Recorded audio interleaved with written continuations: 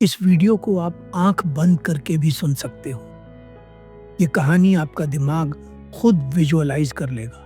राजा शुद्धोधन की दो पत्नियां थीं। राजा शुद्धोधन सिद्धार्थ यानी गौतम बुद्ध के पिता थे। शुद्धोधन की पहली पत्नी का नाम महामाया था और दूसरी पत्नी का नाम प्रजावती। ये दोनों ही बहनें थीं। शादी के कई वर्ष पश्चात भी महामाया को कोई संतान नहीं हुई, जिसके कारण उन्होंने अपनी छोटी बहन का विवाह राजा शुद्धोधन से करा दिया।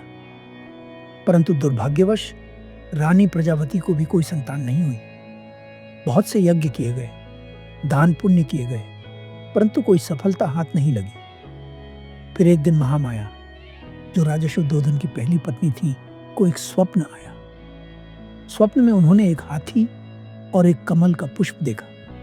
रानी महामाया अपने स्वप्न के बारे में राजा शुद्धोधन को बताती हैं और राजा शुद्धोधन इस स्वप्न के बारे में ब्राह्मणों को बताते हैं। ब्राह्मण स्वप्न को शुभ बताते हैं। ब्राह्मणों की बात सुनकर राजा शुद्धोधन वैद्य को बुलवाते हैं। वैद्य रानी महामाया की नाड़ी देखकर राजा शुद्धोधन से कहते हैं, बधाई हो राजन, आप पिता बनने वाले हैं। इतना सुनते ही राजा शुद्धोधन की खुशी का ठिकाना नहीं रहता। पूरे राज्य में उत्सव मनाया जाता है। समय बीतता है और फिर वह घड़ी आ जाती है जब सिद्धार्थ का जन्म होता है। सिद्धार्थ के जन्म के 7 दिन पश्चात रानी महामाया की मृत्यु हो जाती है। प्राण त्यागने से पहले रानी महामाया अपनी छोटी बहन से वचन लेती है कि वह सिद्धार्थ को अपने पुत्र की तरह पालेंगी। रानी प्रजावती की कोई संतान नहीं होती, इसलिए वह सिद्धार्थ को अपने पुत्र की तरह प्रेम देती है।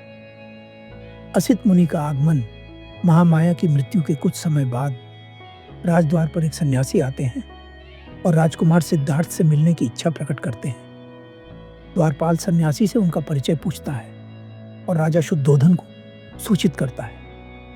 वह द्वारपाल राजा शुद्धोधन से कहता है, राजन, द्वार पर एक सन्यासी आए हैं जो राजकुमार सिद्धार्थ से मिलने की इच्छा प्रकट कर रहे हैं। द्वारपाल की बात सुनकर राजा शुद्धोधन पूछते हैं, कौन है वे?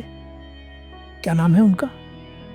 द्वारपाल कहता है, वे अपना नाम असित मुनि बता रहे हैं। द्वारपाल की बात सुनकर राजा शुद्धोधन चकित होते हैं और कहते हैं, क्या असित मुनि पधारे हैं?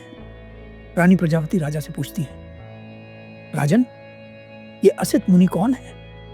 राजा शुद्धोधन उत्तर देते हैं, असित मुनि शाक्यों के कुलगुरु रह चुके हैं। ये वर्षों से हिमालय में तप कर रहे हैं। सिद्ध पुरुष हैं, हठ योगी हैं। ये हर किसी के द्वार पर नहीं जाते। हम सौभाग्यशाली हैं कि ये हमारे द्वार पर आए हैं। इसके बाद राजा शुद्धोधन स्वयं असित मुनि के स्वागत के लिए महल के द्वार पर पहुंचते हैं और उनके चरण स्पर्श कर कहते हैं, धन्य भाग हमारे, जो आप हमारे महल पधारे।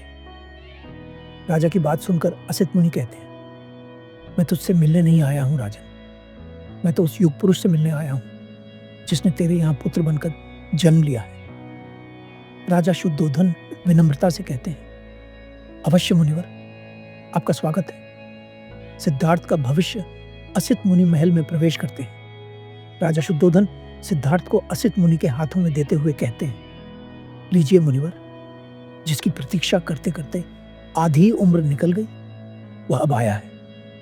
राजा की बात सुनकर असित मुनि मुस्कुराते हुए कहते हैं, केवल तू ही नहीं राजन, इसकी प्रतीक्षा तो सारा जग कर रहा था।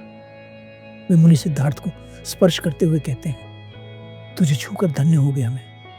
मेरी वर्षों की तपस्या का वरदान है तू, तुझे जी भर कर देख तो लूं। इतना कहकर वे मुनि सिद्धार्थ को पालने में लिटा देते हैं और उसके चारों ओर चक्कर लगाने लगते हैं। यह देखकर राजा शुद्धोधन चिंतित होकर पूछते हैं, क्षमा करें मुनिवर, और आप ये क्या कर रहे हैं? राजा की बात सुनकर असित मुनि उत्तर देते हैं, दिखता नहीं, मैं ब्रह्मांड की परिक्रमा कर रहा हूं। राजा शुद्धोधन चिंतित होकर फिर पूछते हैं, क्या हुआ मुनिवर, क्या इस बालक पर कोई विपदा है? असित मुनि उत्तर देते हैं, नहीं राजन, मैं इस बालक के लिए नहीं, अपने लिए रो रहा हूं। राजा चकित होकर पूछते हैं, अपने लिए? असित मुनि कहते हैं, हाँ राजन, अब मैं वृद्ध हूं, मेरा जीवन बहुत कम शेष है। मैं इस बालक को बुद्ध होते नहीं देख पाऊंगा। ये सुनते ही राजा के पैरों तले जमीन खिसक जाती है। राजा क्रोधित होकर कहते हैं, क्षमा करें मुनिवर, पर यह बालक कोई सन्यासी या विरक्त नहीं होगा। यह तो एक चक्रवर्ती सम्राट होगा। यह एक ऐसा योद्धा होगा जिसकी तलवार के सामने बड़े बड़े महारथी कांप उठेंगे। यदि आपको इसे आशीर्वाद देना ही है तो ऐसा दीजिए कि यह हर युद्ध में विजय प्राप्त करे। राजा की बात सुनकर असित मुनि कहते हैं, यथास्तु, ऐसा ही होगा। यह बालक जीवन के हर युद्ध में विजय प्राप्त करेगा, पर वह युद्ध भावनाओं का होगा। वे आगे कहते हैं, तुम सही कहते हो राजन। यह बालक पूरे ब्रह्मांड पर राज करेगा, परंतु वह ब्रह्मांड मन के भीतर होगा। भले ही इसने तेरे क्षत्रिय कुल में जन्म लिया है, पर रूप और गुण सन्यासी का लेकर आया है।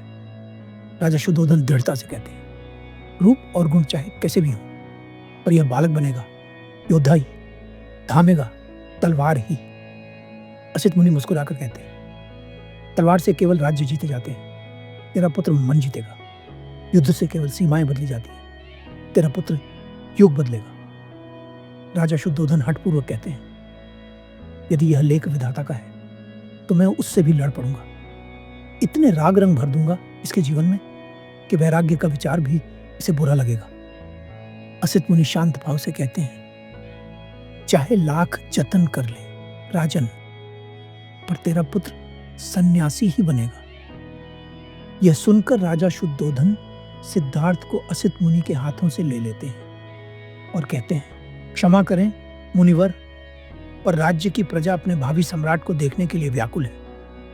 असित मुनि मुस्कुराते हुए वहां से वापस लौटने लगते हैं। कुछ दूर चलने के बाद असित मुनि मुड़कर देखते हैं। ये देखकर उनका शिष्य पूछता है, गुरुदेव क्या हुआ? असित मुनि उत्तर देते हैं, एक अंतिम बार उस परम चेतना का दर्शन कर लूं। कितना मूर्ख है मनुष्य भी, दुनिया का भविष्य लिखने वाले का भविष्य बदलने का सामर्थ्य जताने की चेष्टा कर रहा है। इतना कहकर असित मुनि वहां से चले जाते हैं।